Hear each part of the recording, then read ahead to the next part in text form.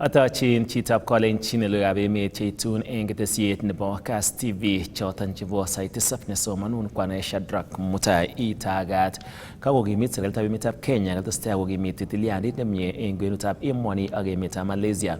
Kong'ololi eng igorta nekobo tagetab Prime Minister nebo emetab Malaysia komwa President Dr. William Samoei Ruto kole kotestai konyorunen keljin emetab Kenya kotioitab kei nebo kibagenge nemiten eng kwenutab emoni ak emonoton nebo Malaysia.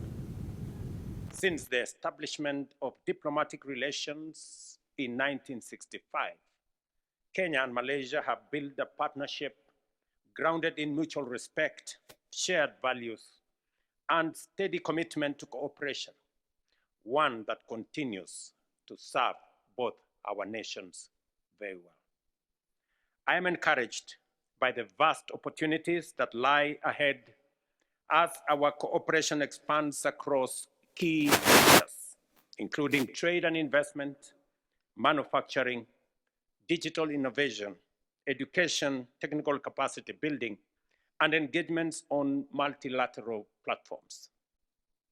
These areas not only hold immense promise for elevating our partnership, Your Excellency, but also align closely with Kenya's new roadmap for accelerated transformation into a first world economy.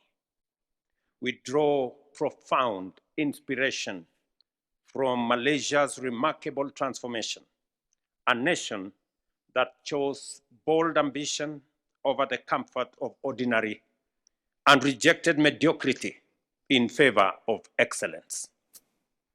Confident not only in our own potential, but assured by Malaysia's example and the remarkable journey it has walked, we are advancing our Kenya shillings 5 trillion plan to invest in our people, expand agricultural productivity, build world-class infrastructure, and power our industries with reliable, abundant energy. In this new chapter, we reject mediocrity and embrace the discipline and innovation that define true national progress. We look forward to walking this path alongside Malaysia, drawing from the friendship, shared inspiration and aspirations, and the rich experience your nation has gained on its own journey of transformation. As I told you, Mr. Prime Minister, I have been to your great country 3 times on private visit because I have read a lot about Malaysia, and it was something that inspired me to even think about many of the things that today we are doing in Kenya, including your housing plan. We will share the little expertise we have in semiconductor, E&E, and we're sure we can learn from you, because although the stride in terms of development is maybe more recent than ours, but with your determination, I think you will be a star in Africa. So let me thank you again. You know, it's not an exaggeration. I'm speaking as a sincere friend. We follow. You'll be surprised how much I know about you. And so this visit to my mind is also something very useful for our Malaysians here, and we have brought very prominent private business captains of industry to collaborate with your team, because only through trade, investments, other than a common position in most of international issues. So thank you again, and I wish Kenya, the great nation, well. One aspect that also is particularly exciting for me, because I am, like you, very passionate about poverty alleviation, about housing for the poor, for the masses. And when I learned this ambitious program, over 150,000 units of housing, affordable housing and housing for the poor, I mean, this exemplifies the spirit of remarkable leadership, not only striving for power, but to make sure that the power is utilized fully into the spirit of the Kenyatta struggle to champion and assist your people. So that to me is more pronounced than the other issues that we will deliberate tomorrow, which include, of course, areas like investments and trade to enhance. There's no excuse whatsoever for Malaysia and Kenya not to work together to enhance our bilateral relations and the trade investments.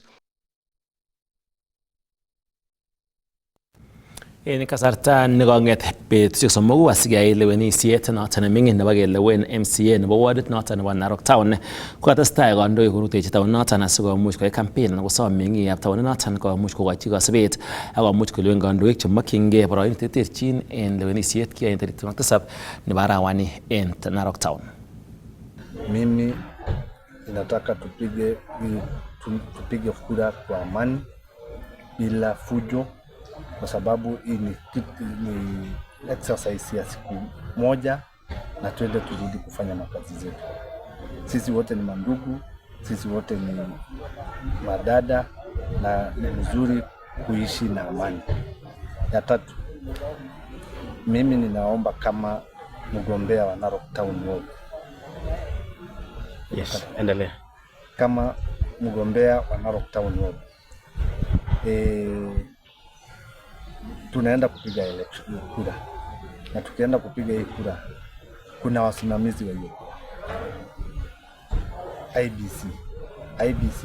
Mimi kama Robert Kanyinge Kudata niko na imani na IBC, najua ni watu wako na integrity, watasimamia kura, sina shaka na wao. Kama chama tumejiandaa kabisa, tumepiga kampeni ya kutosha, sisi tuko tayari na tunajua tunaenda kushinda hii kiti asubuhi na mapema. Tunahimiza wananchi wa Narok Town Ward, hiyo siku mtokee kwa nguvu, mtoke mpige kura, kwa sababu kura ni haki yako ya kikatiba.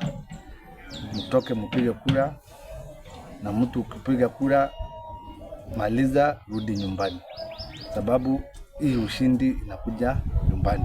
Kwa majina mimi naitwa Peter Irongo Kihongi, ni mjumbe ya Kangema chama cha UDA. Tumekuja kushikilia Kanyinge na kuongelesha watu yetu na wakaaji wa Narok, kuomba ya kwamba waweze kujitokeza siku ile ya uchaguzi tarehe 27, na ombi letu zaidi ni amani. Tunaomba amani zaidi, watu wafanye hii election by election kwa amani, na kile kitu zaidi tunaomba ni ya kwamba umoja udumu. Watu yetu wamekuja hapa na wengi wamekuja, kabila mingi wanafanya biashara hapa na wamekuwa na amani miaka yote. Tunaomba hii uchaguzi ifanyike kwa njia ya amani bila furugu, watu watokee kwa amani waweze kuchagua mwenye wanataka. Lakini mimi ningewaomba ya kwamba wasimame na chama yetu ya UDA, ambaye katika area ya Masairad ama Narok County and also the Masai area, the government has done a lot of the promises that ambazo walikuwa wameahidi. Tuombe tu waweze kushikilia serikali ndio iendelee kuwafanyia kazi vizuri na kuendelea kutimiza ile ahadi ambazo tulifanya wakati ya uchaguzi.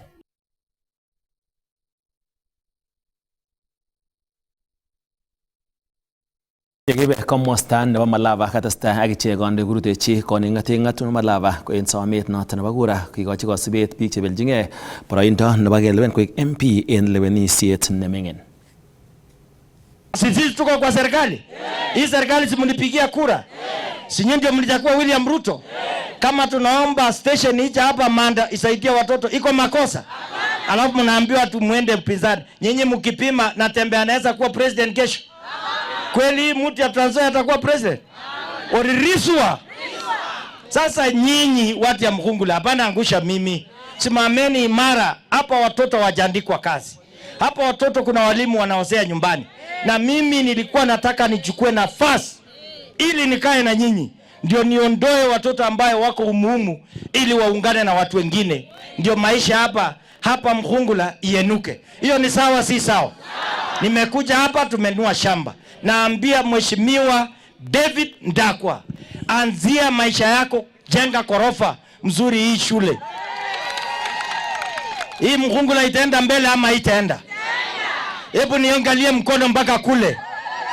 Hii mkutano ya Ndakwa lazima wale wapinzani wajue Ndakwa amekuwa hapa. Ni hivyo si hivyo? Ati hao watu wanasema wanaenda kukoteza watu ya kupigana na nyinyi tarehe watapigana na nyinyi kweli? Mtu atoke Trans Nzoia apige watu hapa Mkungula kama sisi tuko? Hiyo itawezekana? Akubeba shere na mimi kama nimeenda wapi? Aende ama asiende? Malala is another conman who doesn't understand Kenya inaenda wapi. Alikuwa anafaanga nguo ya yellow kutokea juu mpaka chini. Hakuandika mtu. Aliandika?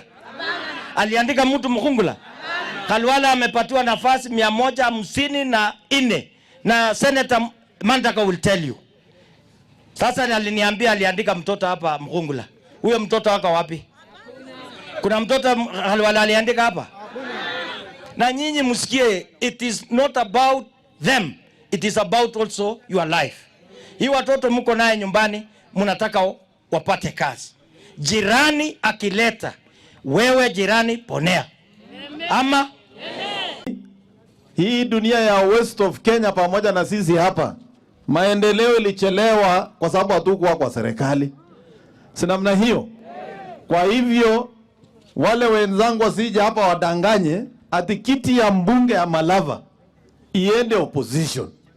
Na ule senator mwenzangu Khalwale ambaye ni whip wangu na ni whip ya serikali, hata akikuja Mkungula hapa anakuja na mafuta na gari ya serikali, anaambia nyinyi mwende opposition. Si awaje kwanza gari ya serikali na mafuta kabla aanze kuja kuambia mwende opposition? Ambieni yeye kama anataka kweli watu ya Malava waende opposition. Si awache hiyo kiti ya whip. Kwa nini anatembea na mafuta ya serikali na kusema watu waende opposition? Ya pili, Khalwale. Tulikuwa tunatafuta serikali na hawa. Na serikali tuko nayo ama hatuna? Sasa msituni yenye anataka kuwapeleka ni wapi? Watu wanaundanga chama ya kufanya kazi gani? Si ni ya kutafuta serikali? Na ukipata serikali unawacha na kwenda msituni? Hiyo ni kuonyesha kichwa chako ni mzuri kidogo. Ama waya, unajua Khalwale ni mtu ya bullfight. Haijulikani kama alikongwa na ndume. Waya ingine ikaanza kuteresa inatoa sikindo. Haijui kama ni serikali ama ni opposition. Si namna hiyo? Alafu watu wanakuja kuambia nyinyi ati mheshimiwa Ndaku ati amelete wageni. Sisi ni wageni? Sisi ni majirani. Na jirani hauchagui, unapewa na Mungu. Ama namna gani? So ambieni Governor Trans Nzoia anatembea, majirani yake ni Wapokot. Sawa sawa? Majirani yake ni watu ya Uganda. Tafadhali angangane huko, awachane na sisi majirani tujipa. Ama namna gani? Hao wamepita kaunti mbili ndio wafike hapa. Sisi tumekuja na Muguu na Faruk. Tuafika hapa. Nafika hapa nasikia Faruk ndio alikuwa mchezaji wa mpira hodari kwa hii dunia. Si huyu ni jirani mtu namjua? Kwa hivyo mtapigia Ndaku kura ya mjumbe? Mtapigia kura ya mjumbe Ndaku? Nyinyi mkiona Eugene Wamalwa kuna mahali atawapeleka? Eugene kuna mahali watawapeleka? Kama matumaini yenu mnaweka kwa Eugene, mimi nitakuwa rais kabla ya Eugene. Kama matumaini yenu mmeweka kwa Natembea, mmepotea. Kwa sababu Natembea ako na wale watu ya Wamunyoro. Tayari wameanza kuambiwa tukipata serikali chair yetu lazima ikuwe mjini kwa Mbia. Sasa ile nyingine imebaki mtagawa namna gani? Si tuunde serikali ya Wakenya wote yenye haina isa, ambaye maendeleo inafika kila mahali. Nyinyi watu ya Malava mnataka maendeleo ama mnataka watu ya fitina? Ya mwisho, siasa ya sasa ya wakati hii ni siasa ya kufanya kwa amani, kuomba kura kwa upole. Vile mheshimiwa Ndaku ananyenyekea, ndio watu wanafaa kunyenyekea ukiomba nini? Kura. Hii ni by election. Muende mahali serikali hiko. CDF peke yake haiwezi maliza mashida zenu. Barabara ya lami lazima uende kwa serikali. Na tena hii nayo uende nyumbani ukifikiria. Kuna wabunge wote wa broad based government wa ODM wako kwa serikali. Hii Kakamega yote wabunge wako kwa serikali. Mtatoache mbunge mpeleke nje ya upinzani. Na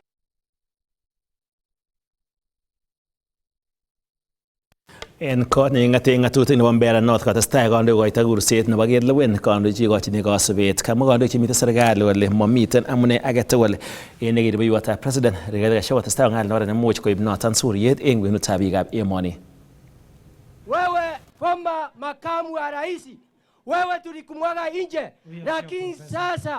lakini sasa umeanza kuleta mambo mbaya katika upande hii ya Mbeere North. Umeanza kusapa watu mbele ya election. Tunakuomba ukome. Umetoa watu wote urutete andu Nyeri ukamarete Embu nemera kumwira andu a Embu county muvoye Ngai nigetha tukayumiria nigetha tumucinde tukimwiraga Embu tenye Embu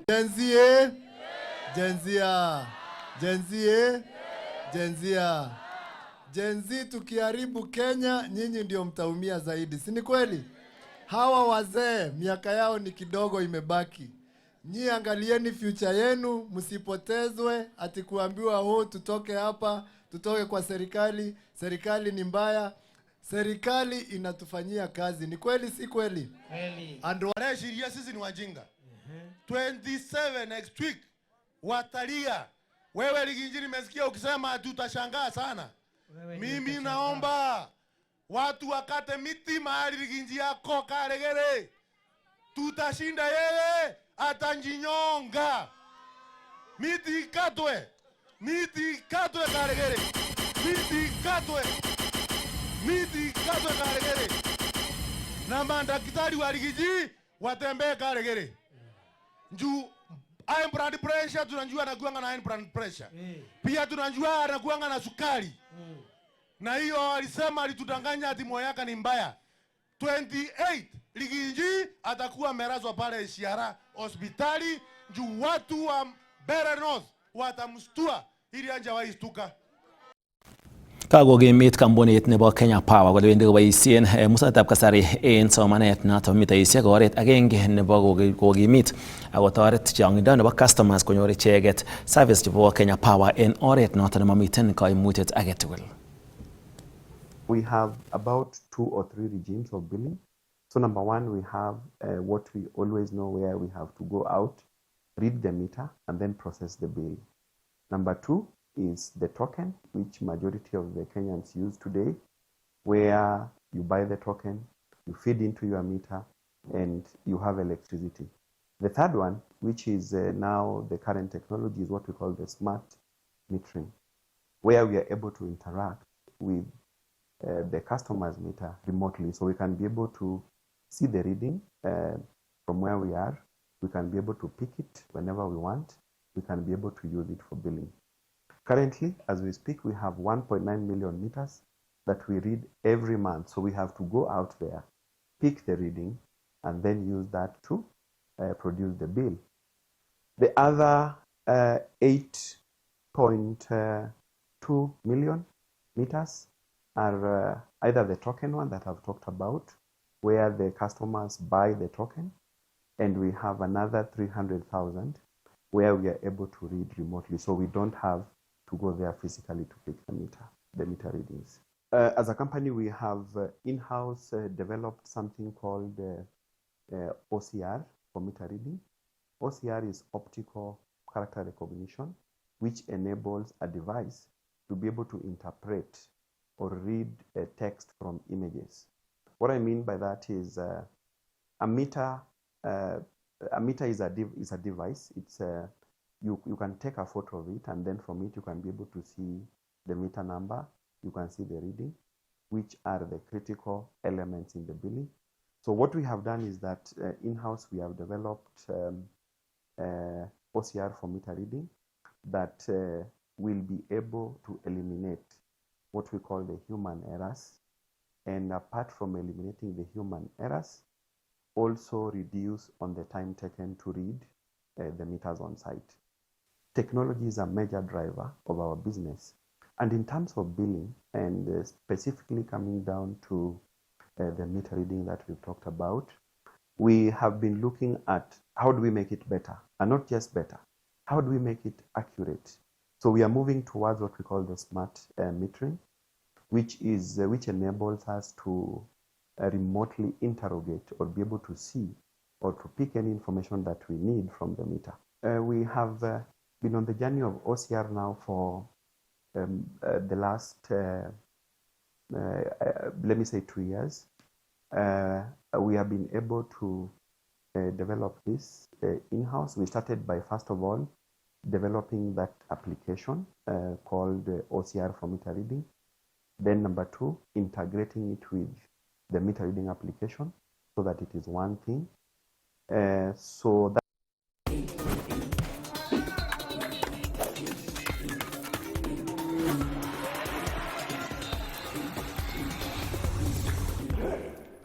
Kewusingong kiwanjosiek chitab Kolenjin kotestai kokes mindilok choton chebo timit noton nebo Kenya nebo Deaflympics nemiten en kabelisietab Deaflympics en emetab Japan en taonit nebo Tokyo. Koibel akoter title nenyinet Elkan Rono en labatet nebo 800 meters ak en labatet nebo 3000 meters kokoimuch kobelis kobel medlet nebo silver Jacob Kipkemoi Bet.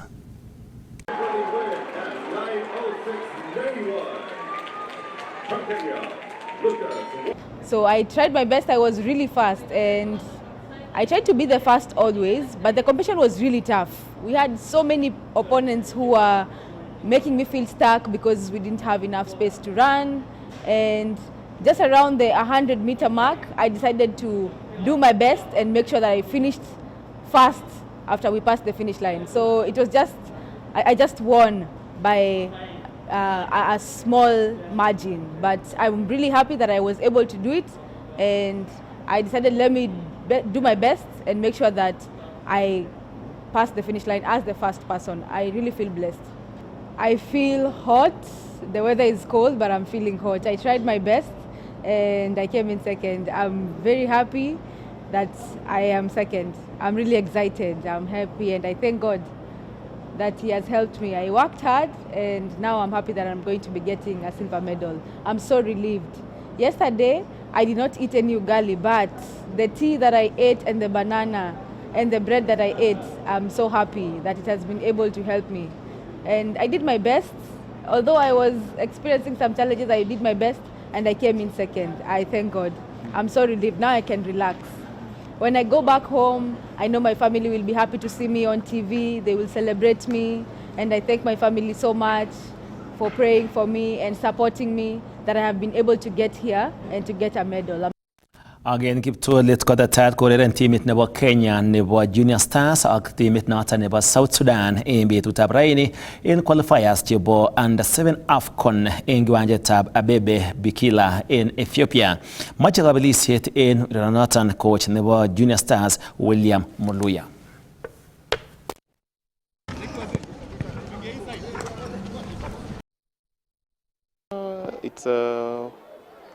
It's one of the games against South Sudan, a side that is also very strong, a side that is coming from a loss against Ethiopia.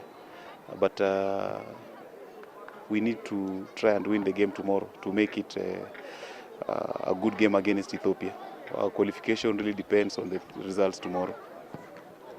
It's more of a recovery because having played the day before yesterday and again playing tomorrow, it's how they recover. They had some few knocks, so we want to see how our good players can be available for the match.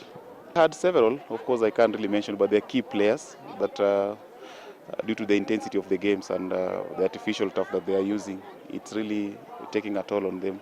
But it's happening to everyone, so we believe that whoever will also get a chance. Last time we didn't start the best of the best, but they came in to do the best in the end of. God you alipatia ushindi, and for the goal ni ya inchi si yangu. So everything tunafanya hapa tunafanya juu ya inchi kwa hii tona. First tufai kufungwa kwanza. Juu ilileta pressure kwetu kwa technical bench, alafu hizo subs hawezi jua kitu kinaweza fanyika. So hatutaki kuleta stress kwa technical bench. So kitu tunaweza fanya ni keep ball na kutafuta bao ya kwanza.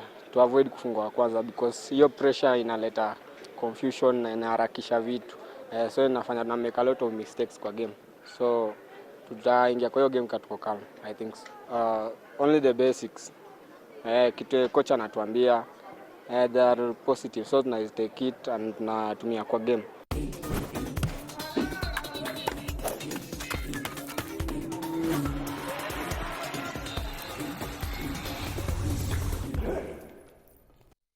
Kamne na magituch chitab Kalenjin ako yoton kokakimuch kiit let logoiwek chebo emet chekaimuch kaitunen ketesiet nebo Kass TV nekasomanun kwane Shadrack Mutai.